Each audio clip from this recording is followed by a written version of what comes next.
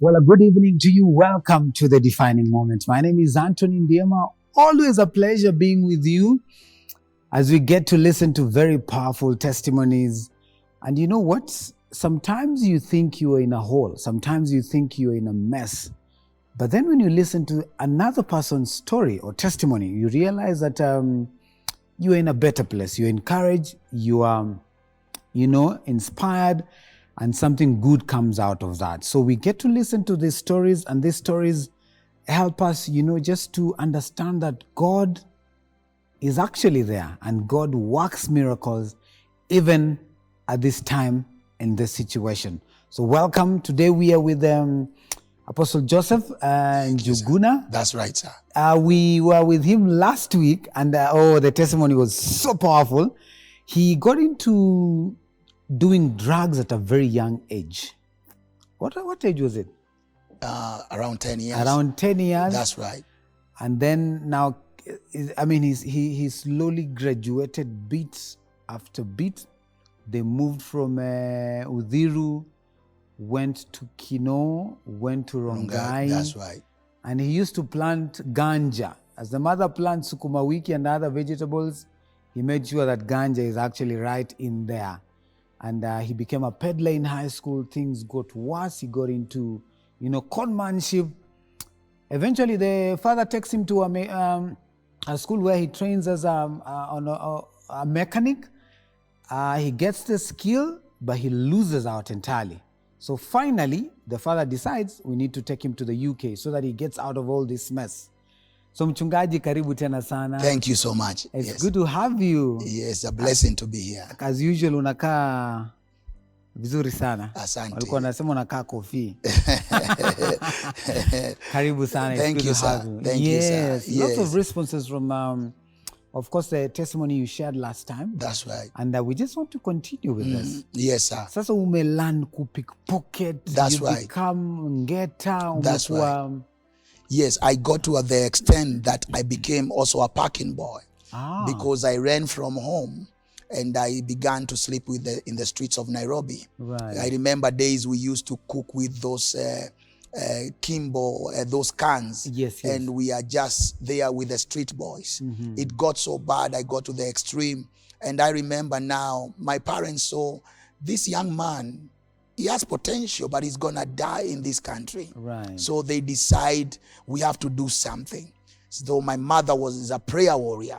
She began to seek the face of God, and there was a door that opened. Mm-hmm. And I remember, as I said last week, it was August 1995. And I remember there was the preparation now to begin to look for the passport. And I managed to get the passport. And I remember it was 19th of August 1995. Right. It was the day for me to leave the country.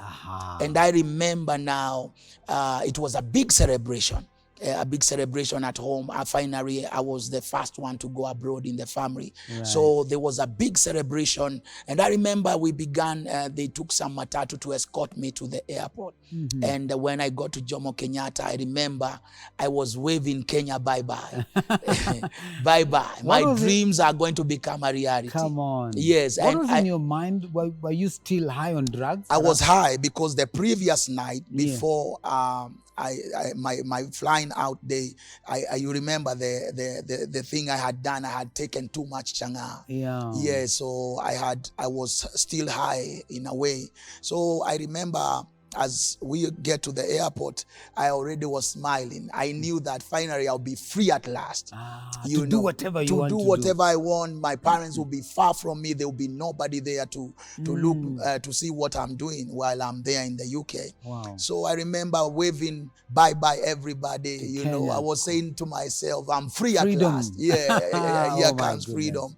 Wow. And I remember but before I took off the flight, I remember waving everybody bye-bye. People in the flight, they thought I have lost my mind. Yes. It was your first actually flight. It was my first flight. Wow. It was my first flight, and when it was taking off, I was so happy inside me because I knew I'm going to a land. I thought there is no trees. It was greener pastures, Right. But the time I landed, I remember I landed in Heathrow and they welcomed me. I remember there is an interview, and you see in school I used to escort people. So here I didn't have much, much learned. I remember when I got there, I told them, English, me no understand. Oh, that's what you said. English, small. So I told them, I need an interpreter. Yes. But you understood English, right? I could understand, but I wanted to understand the questions. Yeah. I don't want to answer ni blande. Nataka nipeane ile jibu sitajichoma, Yeah, so niko pale wameleta interpreter. And they brought the interpreter and they began to speak to me, and I gave my story. I'm still high, because uko pia bado kwa fright kuna tipsy, you get some there. A bit of alcohol. Yeah, as well. So by the time they did my interview, there was somewhere they took me in the hotel. And my friend who we used to hang around here in Nairobi had gone before, had gone earlier. So he was there in UK waiting for me. So I remember in the hotel, he came and took me. The first stop was a place called Off License. Off License is where they sell alcohol. I remember we got some alcohol and we began to get high. That place is called, it was in Hounslow. Right. And we began to get high. Anthony, I'm telling you, he welcomed me in another way, and the time now I felt is when my eyes opened. Wow. And I began now to, he told me after there, don't worry about anything. He took me to a place called Hackney. Hackney is where you get skunk weed, you get paka kuna kaveve. There is Mogoka, that right there. UK, in UK, yes. Yes. So we began to get high in another dimension. And yes. You've gone to school, right? Have you gone to study? I've gone for greener pastures. Yes, they send me to see what I can do with my life. Right. Because here in Kenya, it has become impossible. That's true. So they thought going to a far country, and where they see that there is a lot of opportunity, my life will get better. Right. But from day one, my life began to go in a different turn, get worse and worse. So here we are in Hackney.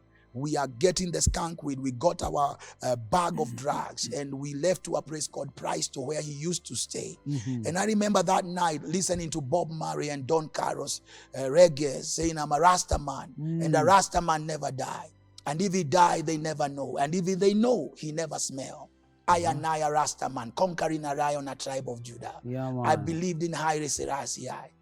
But I never knew that the devil comes to steal, to kill, and to destroy. That's true. Yes, I was going in the long direction. That night, having my ganja all night long, listen to our reggae, getting high. He told me, use everything you have.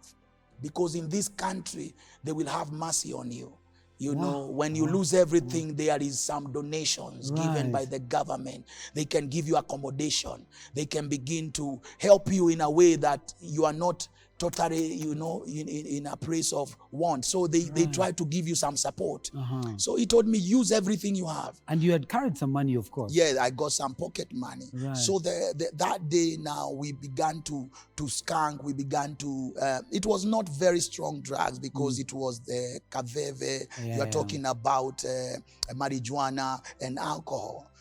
Class C, Class B. And then I remember we took those drugs for a whole week, getting high, What was your friend doing in the UK? He was just hustling.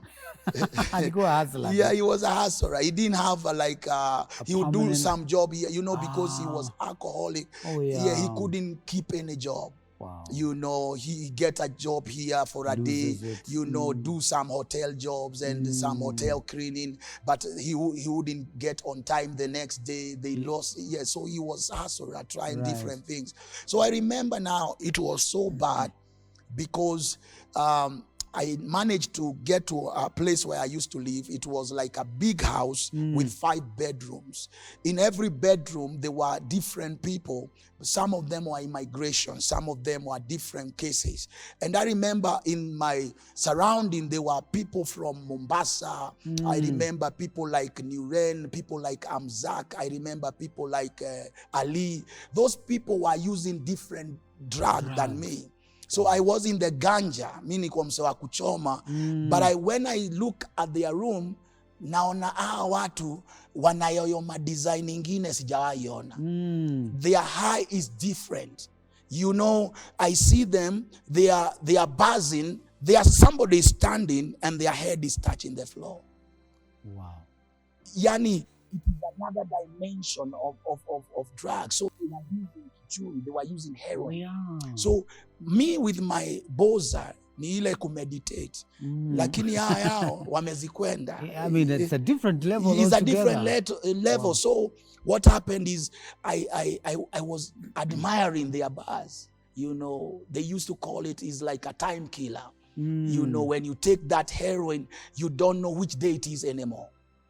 Wow. It's like you lose time and everything. Wow. So I remember I asked one of the guys, can I have some of the bars? And he gave me some heroin. So this 5-bedroom house, yes, this is a house where guys have just come in? Yeah, they just come in. All of them are using drugs? Yes, most of them, they were in drugs. Because what happens is, like when young people go to abroad and they don't have direction, they don't have the right people to guide them in the right way, most of them, they go in the wrong path. That's true. So I remember now, they were getting their own high. So I admired. And I remember the first day that I asked them, can I get some?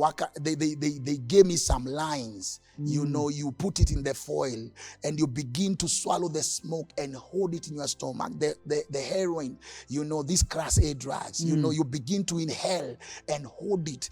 And by the time they give you a few lines, you begin to, they call it kuyoyoma. You know, I remember the first time I took this heroin, I felt like I can fly. Wow. Watu wanazikwenda wako viwango vingine. So I remember now this heroin became so enjoyable because I remember I am just scratching. Jikuna kuna, you are feeling a different high. And I remember it was 1 week, they kept giving me zile mishtali. Yeah, those lines of the heroin. By 1 week, I was already addicted. Very hard on now the drug. I am addicted, Anthony. I am addicted. I don't know what to do. But now, you get any job at this point? No job, nothing. Are you talking to your parents at this point? Now it came to a time I cut communication. Wow. I didn't have a phone. I didn't have anything. Wow. So now I am in a place of desperation because I am addicted and you can't bring yourself out. And the addiction is worse than how you feel with malaria. Because you are yawning uncontrollably. You are yawning until the ear cracks. You know, you can't hold it. Yani, your legs cannot function. Your joints cannot function. You cannot do anything until the day you get more. When you get that heroin, you come back to your senses. And heroin is very expensive. Very expensive. So now, when they saw I have become connected and they are addicted, that was their joy. All right, hold it right there. We'll be coming back with Apostle Joseph here. Now, this opens a totally different page in his life. He went to the UK to find help, to get a new direction, to find hope, but he got deeper into the drugs. Don't go away. We'll be coming back in a short while right here on The Defining Moment.